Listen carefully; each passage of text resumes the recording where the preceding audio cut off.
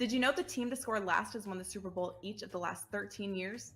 If you're looking to enhance your big game betting experience, visit wt.buzz/SB57props for WagerTalk's annual party prop sheet, Ralph Michaels' historical prop betting result and betting tips from your favorite handicappers.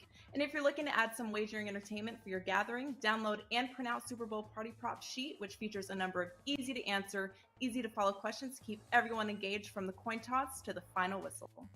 Follow WagerTalk on Twitter during the game as we tweet out the results as they happen. Visit wt.buzz/SB57props for all the details.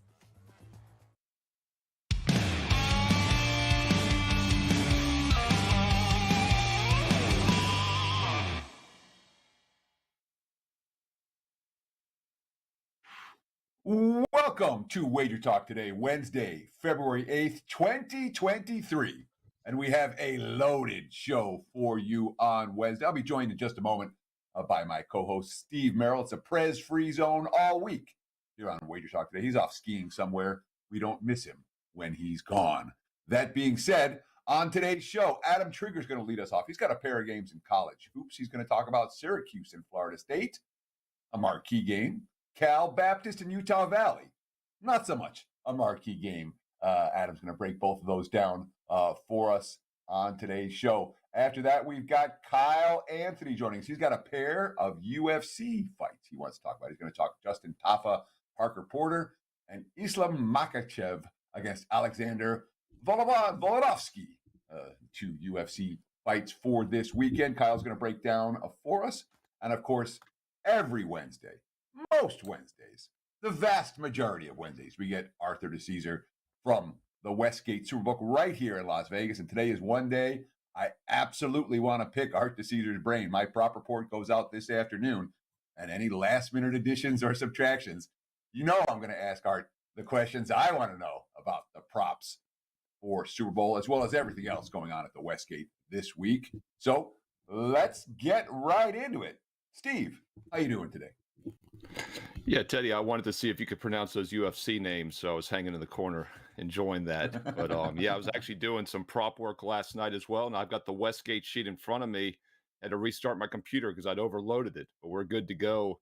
And looking forward to talking to Art. The Westgate is the hub of Super Bowl props. And don't forget, we're going to make it official probably next week, but tentative date right now, August 19th, and we'll let Art know that as well when he joins us in a little bit, is the next annual, and it is annual because we're doing it for a second year in a row, meet and greet is penciled in for Saturday, August 19th. And one guy that I know will be there, Teddy, because he basically travels every day of the week, is Adam Trigger, our first guest. And Adam, if I'm not mistaken, you might have just picked up that jacket last night at the game you went to. I think you went to the UConn game last night. Tell us a little bit about that. I had a nice best bet winner on UConn, so I was happy to see that result. Steve, I had a nice best bet winner on UConn too. Went 2-0. I might not take this jacket off. I'm definitely going to wear it all day today for all the shows today. And who knows? We might have to just leave it, go Prez style and just leave it on, for until it doesn't work anymore. But yeah, I was at the XL Center last night. That was a pretty marquee game and a marquee performance from UConn. I got to say this, I've been to 19 games now this year. I've probably seen 35 different teams play in person. UConn is the most impressive I've seen. And I've seen Purdue play, Michigan State, Rutgers, UNLV. I'm just thinking of some of the bigger name teams that I've seen play. But if you put UConn and Purdue on the same court right now, I think UConn would destroy them. That's how, I don't know how that team has lost 6 Big East games at this point because they're really good. And they just ran Marquette out of the building last night. Super physical, made their shots. I think UConn's a team you might want to jump back in with going forward. I just don't see how they lose that many more games. Yeah, it's interesting, Adam, because we talked about them on the college basketball show yesterday, and I mentioned how they were 10th offense, 20 defense. They're now 8th, so they bumped up 20% higher after last night's performance in the KenPom offensive ratings. And yeah, this is a team that had vastly overachieved early in the season. People weren't expecting them to be top 10, but they're 6th right now in the KenPom rankings, and they're ranked 21st in the AP. And we talked about this yesterday. It's one of the reasons I had a best bet on them is I think they're a little undervalued now after those 6 losses. So good to hear that insight for seeing them firsthand in person last night. Look, we got a lot of Super Bowl prop talk today with the guests coming up. We got some UFC talk as well with Kyle Anthony. So I want to get to some college hoops while we have you, Adam. And you've got an under the radar game that we'll finish with, but let's start with one of the bigger games, your neck of the woods, your Syracuse Orangemen against Florida State. What are you doing with this one tonight? Yeah, so just I'll first quickly say I have a 5%er up right now.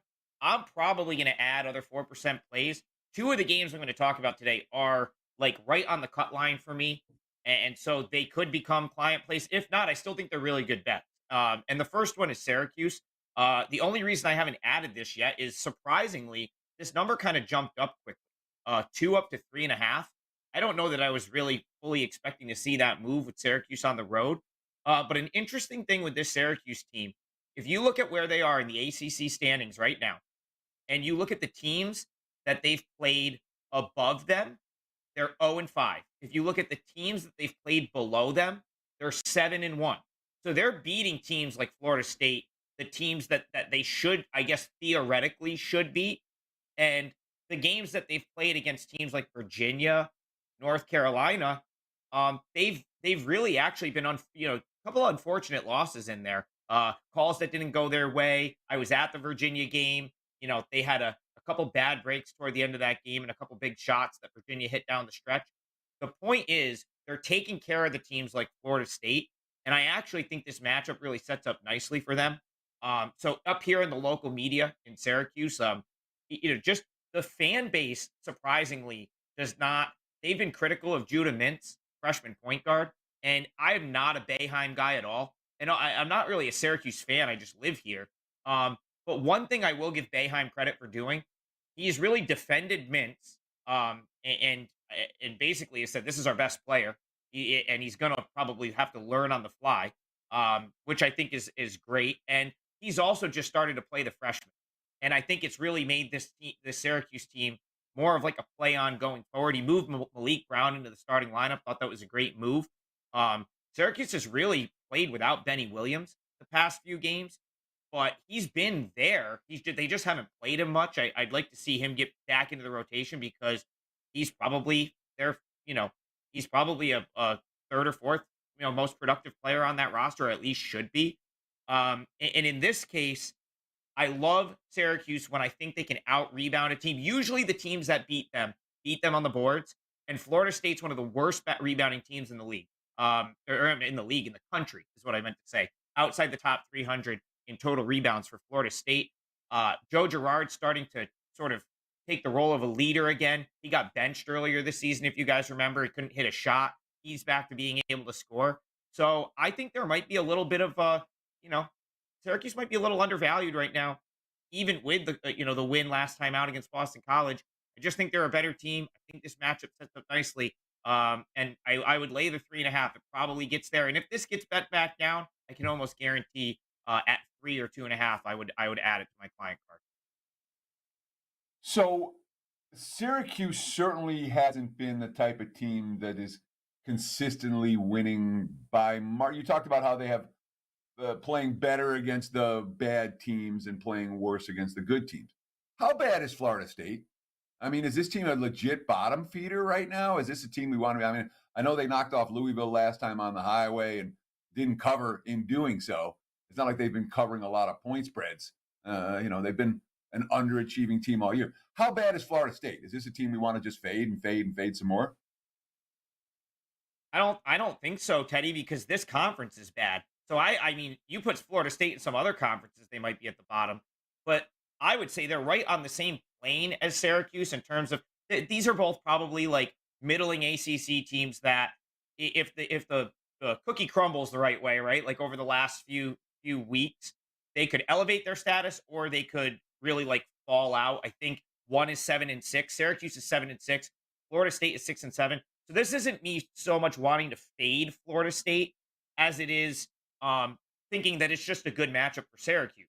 Now, you referenced, I think, my biggest concern here, and that's the point spread being -3.5. It's really the only thing that keeps me off of making this a client play because it does go over that key number. And I was a little bit surprised to see it quickly bet up over that 3.5 because I thought this might be a scenario where I was punching back against the market a little bit, like with the money coming in on Florida State as the home underdog and me sort of looking to go in the other way. And it It looks like that's how it was going to be bet initially, but it's still sitting there at 3.5. So it's hard for me to recommend, laying the 3.5. I do think Syracuse wins this game based on the fact that I think the matchup's really good for them.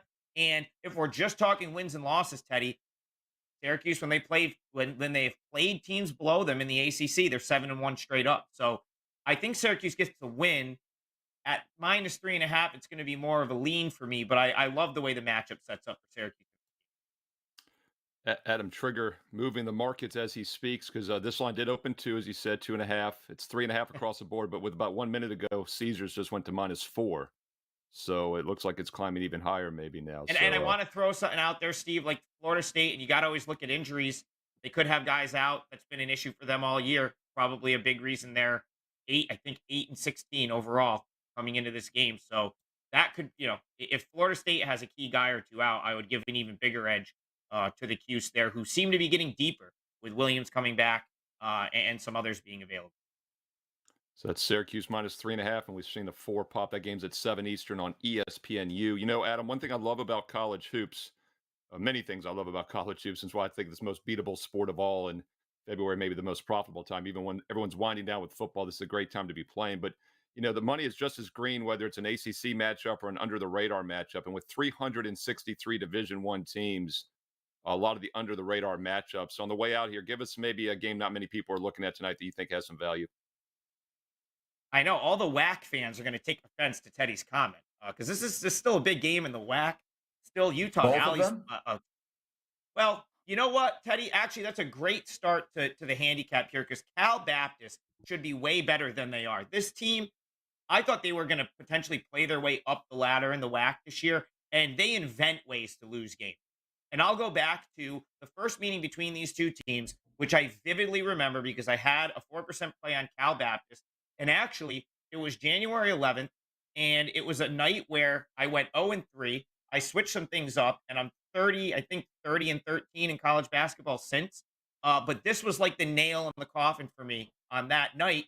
And it was a game that Cal Baptist led by double digits in the first half.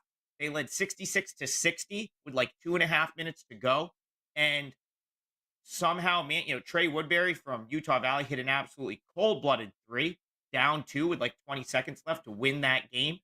But it goes back to me thinking that Cal Baptist has really just, like last week, they played a game Wednesday night, Southern Utah, one of the best teams in this conference.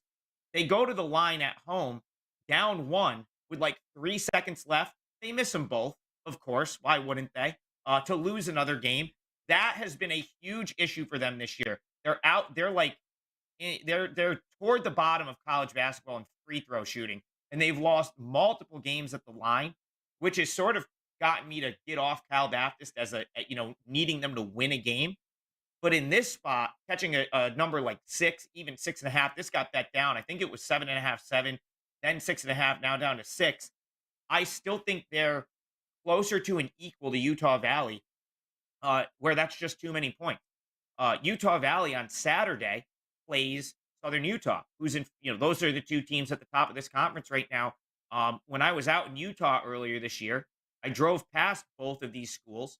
They're pretty close together. If you just drive up on the main highway that goes through Utah, it goes Utah Tech, then you come to Southern Utah, and eventually you get to Provo, where there's BYU, and Utah Valley's right around the corner in a town called Orem. It's literally 10 minutes from BYU. So these two teams are not geographically pretty close.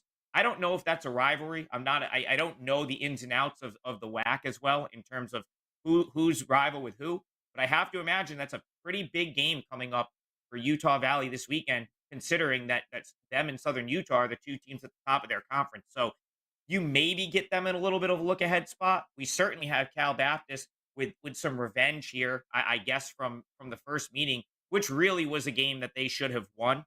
And there's a lot of things this Cal Baptist team does do well. Taron Armstrong's a guy I've liked for a couple years now. They rebound, they don't turn the ball over, they can score around the rim. I think shot selection's been an issue, and the foul shooting's been awful. And as I've already referenced, it cost them a couple games this year. But if you just need them to stay within a couple possessions, I think they proved in the first meeting that they're more than capable of hanging within a couple possessions of this team. I wouldn't, Cal Baptist, couple losses in a row, guys. I wouldn't be surprised if this is just where they come out and win one. I wish I got in on this earlier, but I think there's value still here on Cal Baptist to stay within the number against Utah Valley tonight. So you make a compelling case for Cal Baptist. Here's the question, though. When you have a team, they've lost now 3 in a row as favorites, right? They're sub 500 in conference. Whatever goals they have for the regular for this season are no longer going to be accomplished here in the regular season. Do you worry at all, like a team like Cal Baptist, now they're going on the highway and facing a quality foe for their conference? You worry about them kind of mailing it in and looking ahead to tournament time 2 or 3 weeks from now, or do you think that the revenge angle off the frustrating home loss is enough to keep them mentally focused here? Because sometimes these teams start to fade in February and they just become fade only. What's your thoughts on the 3 straight losses that they've suffered and how that affects them for this game? Teddy, I don't think they're going to mail it in because this is a team. So let me clarify something. This is a team I like coming into the year in this conference. It was not a team that was like expected to finish in the top couple teams in this league. So I don't know that there was any sort of big time expectations on Cal Baptist to be like a front runner in this league. Even with the 3 straight losses, they come in at 5-6 in the WAC. So as far as they're concerned, like I still think a 500 or better finish is probably accomplishing what they set out to do in conference play this year. I was just saying that I was a little bit disappointed. I thought that this team could kind of be a sleeper and play their way into the upper echelon of this league. And from what I've seen, they have the ability to do it. It's just they mismanage games down the stretch. And of course, I've said it 3 times since we started talking about this team. The free throw shooting has cost them at least 2 conference games this year. So no, I don't think that that's like going to be an issue at all. I actually think going on the road and being the underdog might favor them a little bit. That might be the better sort of scenario for them here. I don't think many are giving them a huge chance to win this game. Utah Valley's expected to win, and I think you take the expectations out for Cal Baptist, and they maybe just play a little bit better and go out. They won a game. I had a best bet on them, Teddy, earlier this year against Washington. They went up and beat the Huskies, in Seattle. So I think this profiles as a good spot for them, and I do think it's too many points. Wouldn't be surprised if they come and win this game outright. That game's at 8 o'clock Eastern tonight on Wednesday. Surprisingly, not on national TV, but you can find it on ESPN Plus. And cash is just as green, though, Adam. As you know, these under the radar games definitely can make you some money in college hoops. Early money's been on Cal Baptist, open 7, even 7.5 in some spots. Now down to 6, a few 6.5 still out there. Adam, you've been red hot in college hoops, 30-13 run, I believe, and you've got a big 5% max play going tonight at WagerTalk.com. Tell us a little bit more about it. Yeah, so college basketball has been great. 5 straight winners going into today. 30-13 dating back to what I know is January 11th because it was that Cal Baptist game that was the end of that little losing streak. I've got a 5%er tonight, which I love, and I'm going to be adding other ones, potentially one of the ones I've just talked about. But I'm on the college basketball show today in about a couple hours. I hope to have a clearer picture of what the client card is going to look like by that point. So tune into the College Hoop Show today because if I have another 4%er, I'm going to give it out for free. And then I'm on the hustle tonight. So at some point, if I play anything other than the 5% play, you'll get one for free today. So yeah, just check out all those shows on Wager Talk program. Yeah, it's a great reason to hit subscribe and hit that bell for instant alerts when these shows go live. Wednesday is probably the deepest lineup that we have here. We got Bet On It, of course, as well. Later, the Super Bowl edition. Don't miss that. We've got the college basketball show at 2 Eastern. As Adam mentioned, it'll be on there with Brian Power and Drew Martin, Joe Ranieri. And then NBA tip-off, 4:15 Eastern. Ski Profit, J Money, Ronald Kabang. I think Megan Payton is hosting that tonight. So a lot of shows here on Wager Talk TV. And we're going to talk a little UFC here in a few minutes with Kyle Anthony. But before we get to Kyle, Teddy, let's do a little What's Bettors Learned segment from you, my man. And, Super Bowl right around the corner, obviously. We're getting ever so closer to the big game this weekend. And obviously, we had a big game last night as well in the NBA. LeBron needed 36 to break Kareem's record. The over-under on the game was 32.5. What were your thoughts on that game last night? And, of course, LeBron got it done in the third quarter of that contest. I know there were bets available in faraway places about how he was going to score to break the record, 3-pointer, 2-pointer, free throw, and it was a fadeaway jumper for LeBron James in that third quarter to break Kareem's record. And of course, the Thunder win and cover as dogs. It was a big distraction night in LA. Let's not forget that. I want to talk about LeBron for a minute, because obviously when a record like Kareem's goes down, 38 years that record stood. LeBron James, the hype on him was unbelievable in high school. I never heard more about a high school player to this day than LeBron James. He was the second coming of Jesus. It was too much hype. We loved Michael Jordan. Bill Russell had all the rings. And Kareem too, And then he lands in Cleveland, and Cleveland's never done anything. And then I remember that when I started believing in LeBron. It was the game against the Pistons, when the Pistons had been to the Eastern Conference Finals 5 straight years, and LeBron on the road in Detroit, when I think the Pistons were, I forget if it was tied 2-2 or the Pistons could have closed them out, and he scored 25 points in a row in that ball game, in the fourth quarter of a playoff game, and he ended up going to the finals. And it was LeBron and the Seven Dwarves on that Cavs team. The decision hurt his brand. I'm taking my talents to South Beach was the wrong line. It really hurt his brand. It turned a lot of people off. Then he went to 3 finals trips and won a couple of titles in Miami. And then he had a couple more finals trips and a coveted title back in Cleveland, and another title here in LA. The guy can pass. The guy can shoot. The guy can rebound. The guy can defend. The guy can lead. A++ in every category. He's never hurt. The camera's always on him. He never does anything off court. He deserves the hype. I was a Michael Jordan guy. I was not a LeBron James believer 20 years ago. LeBron James proved me wrong. He, without question, is the greatest NBA player of all time. It's not debatable. That's my take.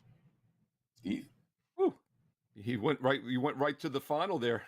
Not debatable, greatest of all time. Yeah, I was driving last night before the game, heading home last night, and the pregame was on the radio. I was listening to it, and that talk, of course, started, Jordan or LeBron, greatest ever. And I don't have an answer, to be honest. There's a lot of other players I think could be in the mix as well. What was impressive about LeBron last night is that, first of all, he's had a bum ankle. They didn't play since Saturday, so he had some time to rest. But he actually got dinged up in the second quarter, early first half, might have been late first quarter, went down, looked like he was hurt for a second.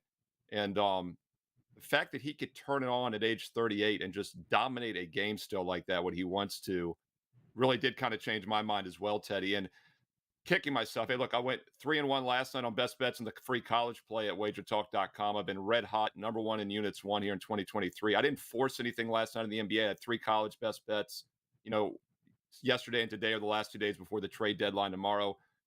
But last night I realized I missed an opportunity, because I was like, the Thunder not only are going to cover, they're going to win this game outright, because this is such a terrible team spot for LA. And remember when Kobe put up like 70, they'd lose. These guys that put up 60 or 70, the teams lose half the time. It's not a good thing when one guy is dominating. So I kicked myself for missing that opportunity last night, Teddy, to fade the Lakers as a best bet. And I guess the over made sense as well. There wasn't much defense. That game was 43-40, like 2 minutes into the second quarter.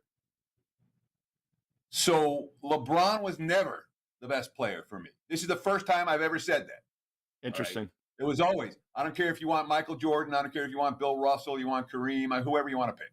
Okay? It wasn't LeBron James. You start looking at his numbers, how they stack to everybody else's, it's LeBron James. You look at the 3 different places he's won a title. It's LeBron James. You look at what he's doing at age 38 compared to any of those other guys. Michael Jordan was washed up by this time. So was Kareem. LeBron's still an elite player on a team that hasn't played elite basketball, but there's hope for still this season. That's why I'm like, it's not debatable. It's not. In my mind, I was anti-LeBron for 20 years. No, he's not. I was wrong. He's the best player. What is Kyle Anthony? Yeah, definitely did not hurt his case last night. I agree with that. And Kyle Anthony, any thoughts real quick on the NBA? I know you're a UFC guy, but I'm not sure how close you follow basketball, football. Any NBA or NFL thoughts before we get to UFC?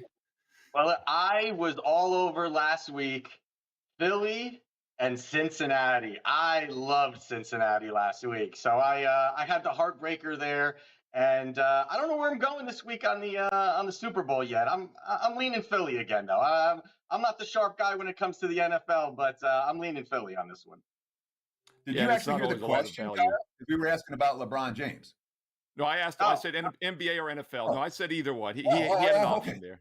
Yeah, I did. I said, do you want to? I knew he covers NFL. Yeah, I just didn't know if you follow the NBA or not. No, I asked him. I know he doesn't. I just wasn't.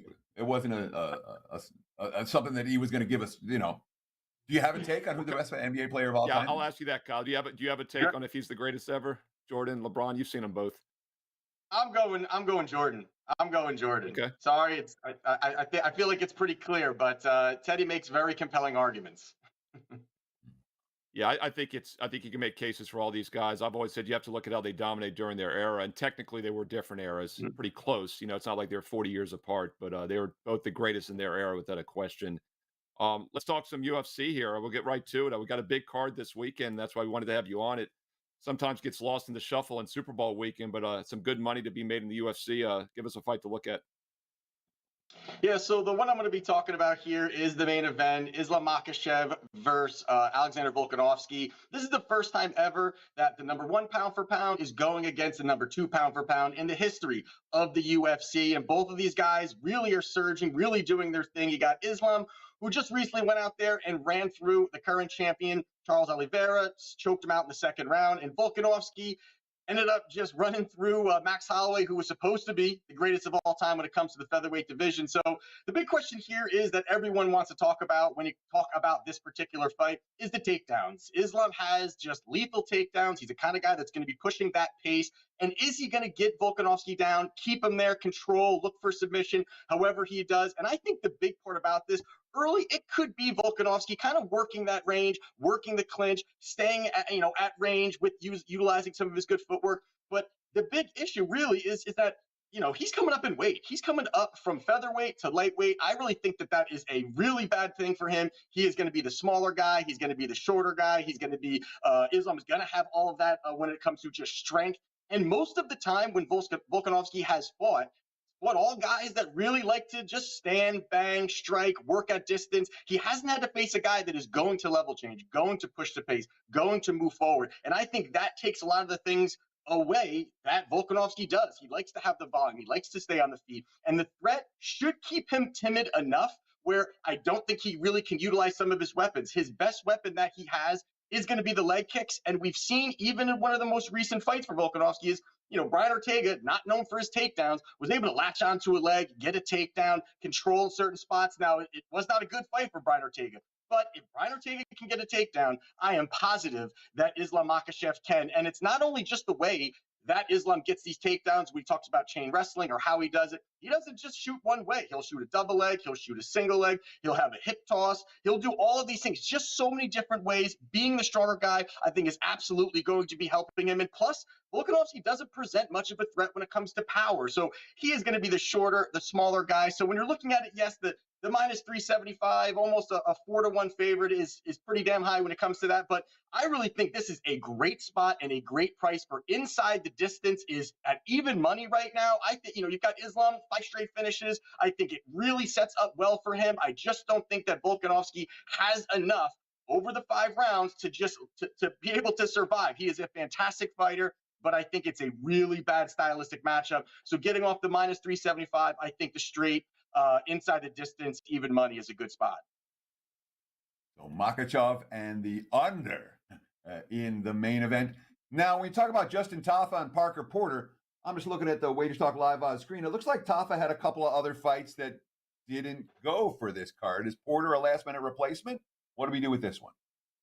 Yeah, so this one here, listen, we just talked about one of probably the highest level fights that could probably happen this year with Islam and Volkanovski. This fight particularly is probably one of the more lower level fights. It's going to be a sloppy one, but I actually think there's a good angle when you're looking at this. And you've got Tafa, who big power puncher. He's going to be throwing the big shots. He's a boxer. He's going to move forward, low volume, but he's a guy that will be in the pocket. He wants to stand and strike. He wants to bang. He's going to be the guy that does that. On the other side, you've got Parker Porter, more of a journeyman kind of fighter here, a wrestler, not the highest credential wrestler, but a wrestler, a guy that will look to kind of push the pace, get in your face. And I think the big reason why this line is actually closer is because of one really being that Tafa has looked terrible off of his back. And, there's been spots where he's looked unknowledgeable. When he gets taken down, he can't get out of those certain positions. So I think that actually goes into this clear vulnerability that he could have.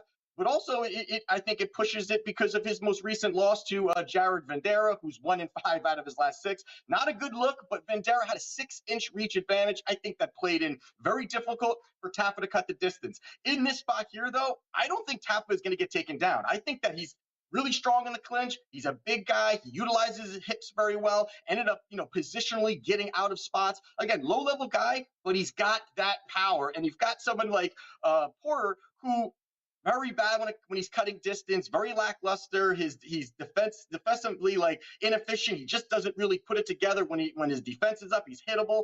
So there's a lot of things that kind of go into that. But if you look at it, Tafa, 5 wins, all by knockout. And if you look at Porter, he's got 7 losses, 6 of them were by inside the distance. So he's the kind of guy that's going to get finished. If he can't get the takedowns, this fight stays standing. I think the big shots come. So you've got Tafa anywhere, again, from -125, -135, somewhere in there. I like via knockout. He's going to be on home soil in Australia. I think this is a great spot for Tafa to T1 off. +165, +170 for knockout, I think is a great price. And I think it's the most likely path if he gets the victory. I don't think either one of these guys have the cardio and the work ethic to really get to the decision. So I think inside the distance, Tafa, he gets the knockout. Nice, a little plus money price here for a free play here on the show today. And if you're looking for more advice for UFC 284, Kyle also has got an additional free play that he did not talk about on the show today on his page right now at WagerTalk.com. And you've also, more importantly, Kyle, have a 5% max bet in UFC 284. And I like the financial markets. We've talked about that in the past, and diversification is so important. If there's not a better way to diversify your sports betting portfolio than to add some UFC, and Kyle is the man to do it. In fact, he had the best return on investment of any capper last year in 2022 at WagerTalk.com, and he's up over 100 units of profit the last 3 years. And this is UFC, folks. This isn't college football, basketball. It's an additional sport that you don't have most likely in your betting portfolio. So, Kyle, tell everybody a little bit more how they can get those strong plays for UFC 284 at WagerTalk.com. Yeah, I'm on a nice 4-0 run on 5% plays. Have another nice spot here. It's a slight plus money play. I actually have another plus money play up there. 3 altogether right now. Going to probably have about 4 or 5 spots that I do like here, but definitely spin some good spots, had some good runs here. Really excited about it. And yeah, let's keep it going. Yeah, that package is up there right now. You can get it, and when he adds future plays, you get those as well. So it's a buy one, get them all combination there right now for Kyle Anthony, UFC 284, WagerTalk.com. All right, Teddy, we talked some college hoops, a little NBA talk, and of course we had some UFC there. Now we're going to finish the show with Super Bowl 57 talk. We have Art Dicesare coming up in a few moments for the Westgate Superbook, but give us 30 seconds. Let's get a commercial in, and you come back and give me a big game breakdown. I want a Super Bowl prop from Teddy Covers.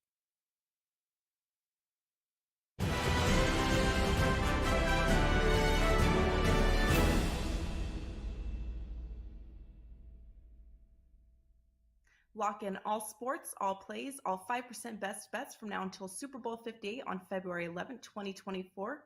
From your favorite Wager Talk or Sports Memo handicapper for only $11.99 versus a regular price of $19.99 for a total savings of $800. This limited time super discount basically is 52 weeks at $23 per week, less than the price of one 4% play, coming out to only $3.29 per day. With the cost of a 30-day all-access priced at $2.99, it is almost like getting 8 30-day all-access passes at no additional cost. As an added bonus, your all-access starts immediately, so the sooner you buy before Super Bowl, the more additional days you get for free.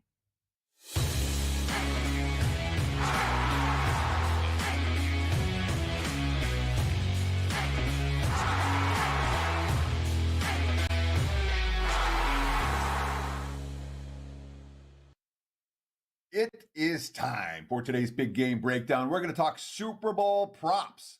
I'm going to over tackles prop for you guys. I'm going to talk about right here. This is a story that goes with it. All right. I have a friend, Alf Mosqueda, who is, he was a terrible tout, but he's been betting here in Vegas. He was here when I got here. And I'm going to tell you guys an Alf story. This is one that I got from Alf Mosqueda. And look, I make no bones about it. The guys who do props, I'm going to pick their brains because I don't do props every day. I do props for the Super Bowl. I'm happy to pick their brains. And Alf Mosqueda, who is pretty good at this kind of stuff, gave me one. I'm going to give you guys in a minute. But I got to tell you this story first. This is back in the aughts. And Alf Mosqueda was handicapping the Olympics, event after event. It took him months.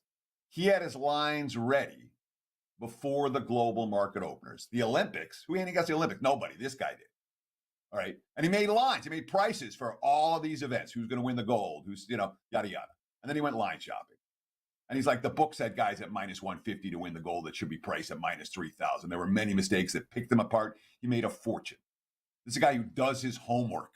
And that's why I love talking to Alf Mosqueda about Super Bowl props. Here's one he talked about when I saw him a couple days ago.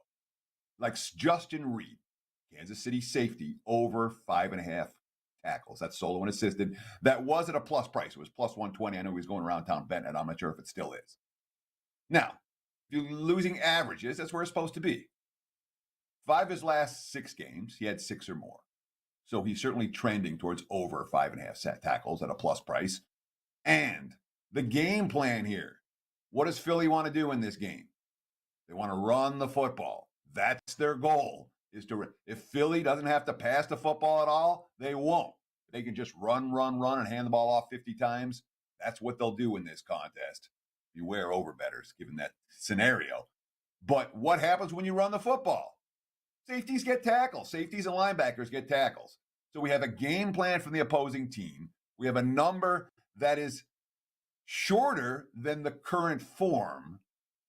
And we have a plus price on it. Justin Reed, over 5.5 tackles. There's your big game breakdown.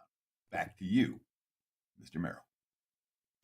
I love it. And I remember Alf, he definitely did some off sports. So that's a great story because he was always looking at the different sports. And you can pick them apart, but you got to do your homework. It's not an easy job. And we're going to get to, in just a moment, Art Dicesare from the Westgate Talk More Props. A quick reminder, Teddy covers. Teddy, I mentioned that Kyle was number one ROI, return on investment, all sports last year. Your number one units won over the past 365 days over the past year in basketball at WagerTalk.com.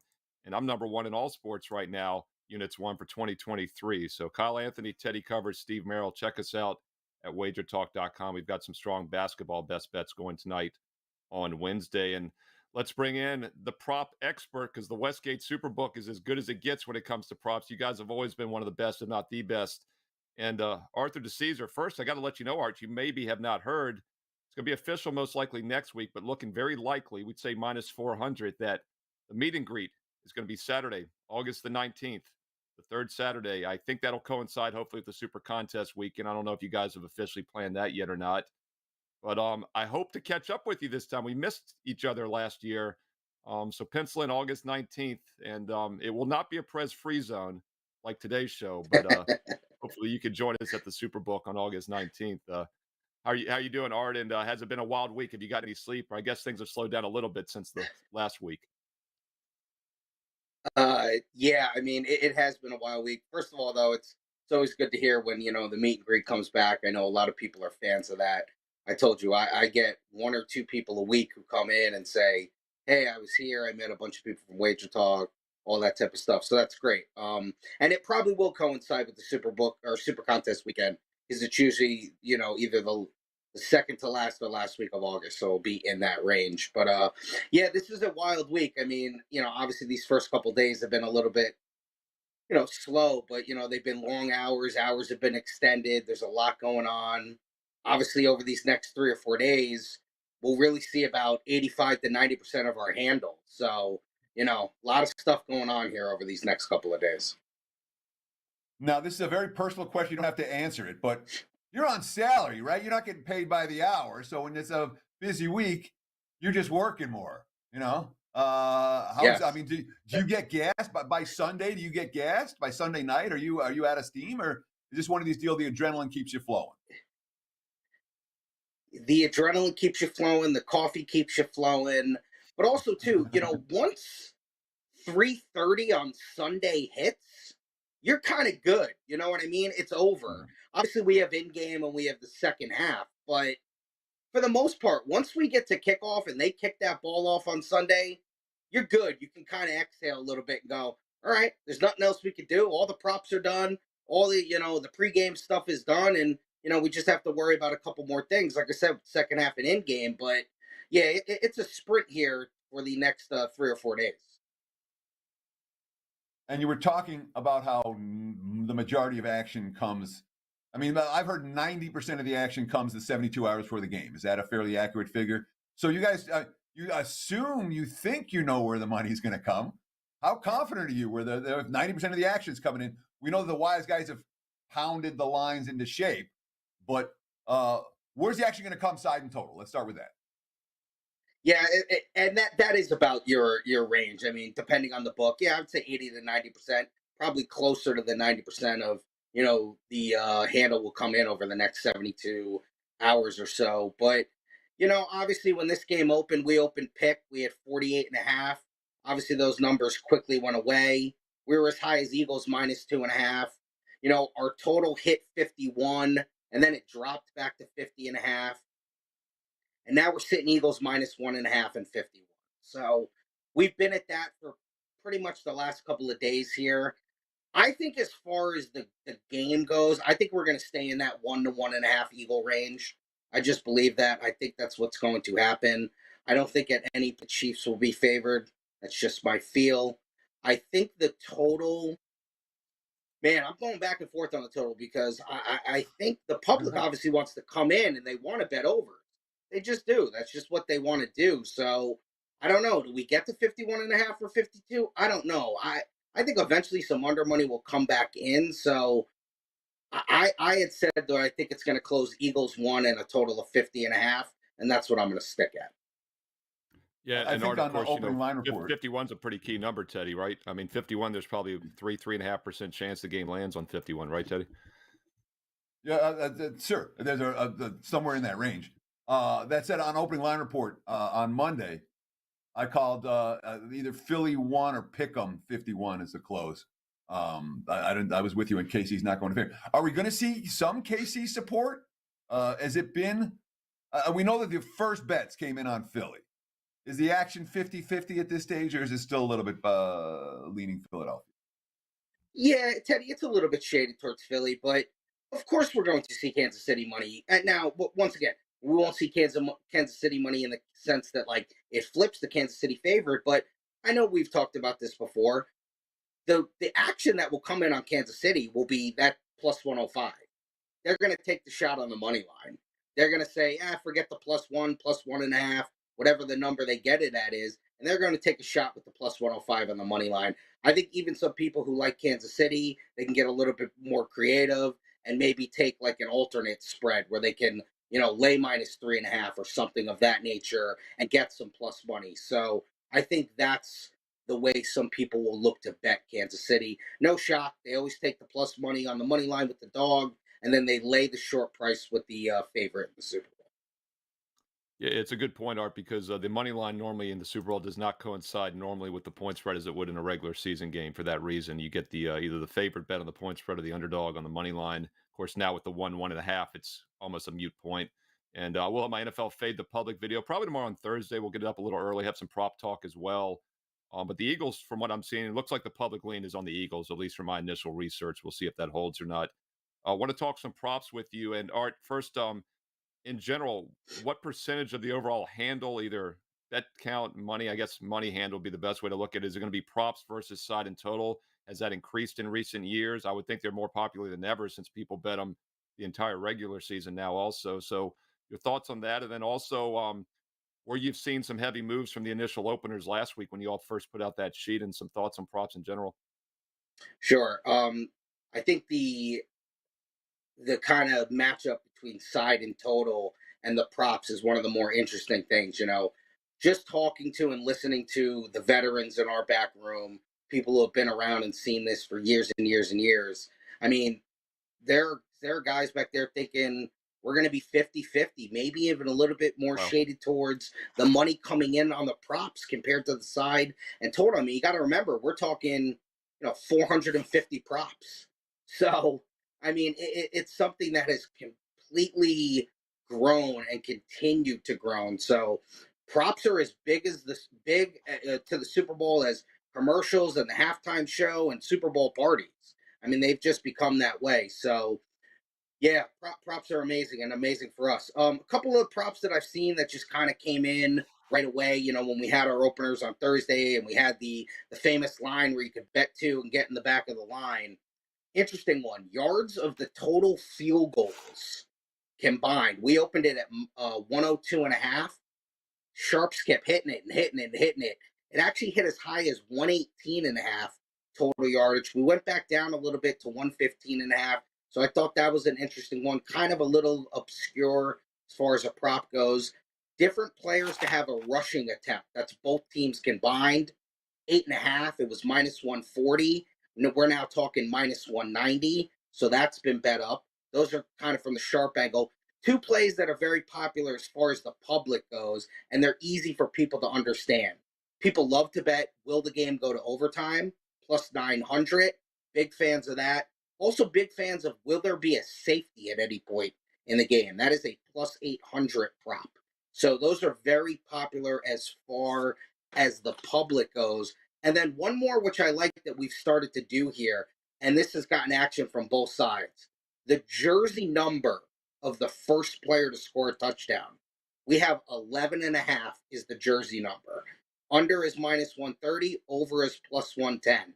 And obviously you got to go through a roster and look at who's going to score that touchdown. But there are a lot of single digit number players and players under 11.5, like a AJ Brown, who's a number 11 or something of that nature. So that is actually a fun prop that has gotten a lot of action on both sides.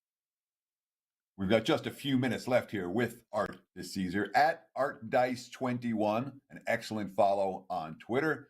And of course, he is a risk management supervisor over the Westgate Superbook here in Las Vegas.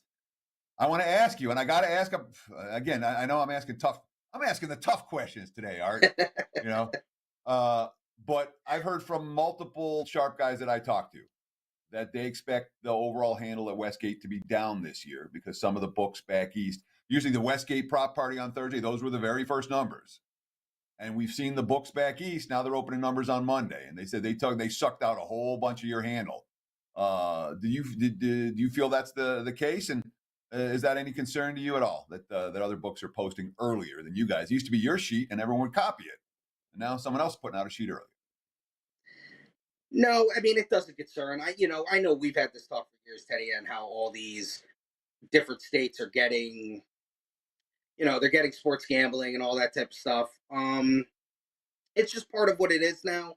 No, it doesn't really concern us. I still think that if you look at it, sure, maybe someone puts out a sheet or numbers 2 or 3 days before us, but I still think what we do and just kind of being, quote unquote, one of the leaders in the industry is still something, and being, the Westgate name is still a name that resonates. So, we stand behind our props and the things that we offer and try to get a little bit more creative with some of the things we offer compared to some others. So, no, I think maybe in the higher ups there's concerns, but for me, who's just kind of working on the lower level and just trying to, get through Super Bowls and get through weekends, no, I think we're okay. Arthur Dicesare, risk manager, Westgate Superbook in Las Vegas. And once again, Art, we will hopefully see you on August 19th and start telling people if they ask you. It'll be official next week, but you can start whispering it to them this week and during the Super Bowl that we shall be there on August 19th. And Teddy, I think you're going to be there as well. Yeah. 2 things. One, if you guys are thinking about coming to Vegas, I'm telling you, last year's party was off the hook. And I don't say that. What's off? It was really fun. It was legitimately like everyone that came had fun. And everyone that was all the guests that came, all the WagerTalk guys, the Sports Memo guys that came over had fun. Come to Vegas for this. It's worth planning a trip to Las Vegas around this event. It's going to be really informative and really fun. Second, you look good with the clean shaven, Art. I might have to. My beard comes off when the first time I sweat, when it actually warms up here in Vegas. Looks like you took yours off. You on camera a lot this week? Yeah, I got some camera stuff this week. There's no doubt about it. And you know what it was? Because of just the long hours and the intensity, I let me drop a pound or 2 off my face. And so, I'm going to be running around sweating. So let me get a little bit of the facial hair off of me. So, Art, I'll ask you real quick on the way out. Anything else you want to plug for the Super Bowl weekend? And also, do you guys do the minus 105 tomorrow on Thursday for the Super Bowl? So the minus 105 is something they were talking about. Stay tuned. It could be something that happens tomorrow. I don't see why it wouldn't happen, but I don't want to say yes or no on that. Obviously, some of the big guys are going to decide on if that's something they want to do. I'm sure it's something they end up doing, but as always with that 105, that's usually about midday on Thursday. So if anyone has any questions about that and they come into the sportsbook tomorrow, just inquire about that. And, as always, I tell everyone, come in, say hi, ask for some help if they need it. This week's a little bit crazier and a little bit more busy. I mean, I'll be more than happy to pop out and say hi and give you a couple of seconds, but it might only be a couple of seconds this week. I might not be able to get the 5 or 10 minute chat in with most of the wonderful guests who come in and say, "Oh, I saw you on Wager Talk," but don't feel you can't come in and say hi. All right, we appreciate the time squeezing this in on Wednesday like you do every week. And once again, that's Arthur Dicesare. He's a risk supervisor at the Westgate Superbook in Las Vegas, and a great Twitter handle, as Teddy said, ArtDice21, ArtDice21 on Twitter. And he's got a pinned tweet right now from Superbook Sports, is a good follow as well. MLB regular season win totals, Teddy. We didn't get to those today, but that's on his Twitter handle right now. Some pretty interesting stuff to look at for baseball fans. All right, that's Wednesday. We're halfway through. We got a couple more days before we get to the weekend for Super Bowl 57. We're going to do it again tomorrow on Thursday and Friday. Quick reminder, Teddy covers has won more units in basketball over the past 365 days than anybody. I've won more units in all sports sides this year in 2023 than anyone. Check us both out tonight for some strong best bets at WagerTalk.com. And don't forget to hit like, hit subscribe, and comment below. Let us know your thoughts and your favorite props for Super Bowl 57. Teddy, take us home. Yeah, I was bouncing around town last night picking up season win sheets and odds to make the playoff sheets and all of that from books here in town. Baseball, it's only the beginning of February. Super Bowl's not over yet, and yet the early numbers, you want to take a look at them. That's going to wrap it for the Wednesday edition of Wager Talk Today. We'll do it again tomorrow. Same time, same channel. 9 a.m. here on the left coast, noon for you back east. Between now and then, enjoy the games and best of luck with all your wagers.